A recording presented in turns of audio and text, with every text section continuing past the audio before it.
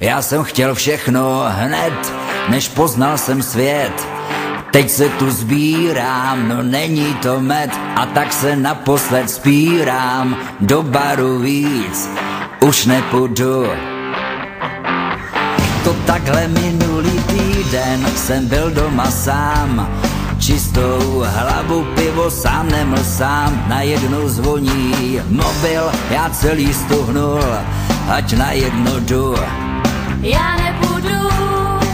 A to víte, že jsem to nevydržel a na to pivo šel, protože mám slabou vůli. Ale já vám slibuju, že příště najdu odvahu a všem do telefonu řeknu bez rozdílu rázně a jednou provždy.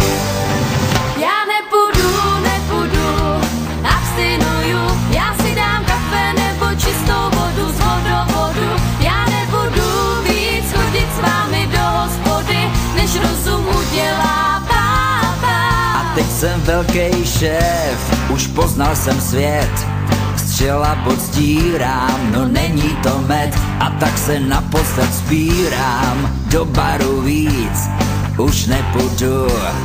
Víc nepůjdu.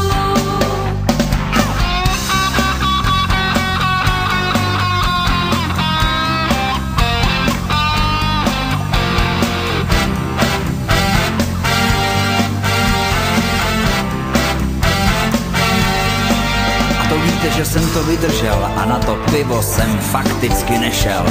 Protože už mám co? Pevnou vůli, jen ať mi někdo zkusí zavolat z těch lochmelků. Všem řeknu rázně a jednou provždy. Já nepůjdu, abstinuju. Já si dám kafe nebo čistou vodu z vodovodu. Já nebudu víc chodit s vámi do hospody, než rozumu dělá pápa. Všem řeknu stejně. Já nepůjdu.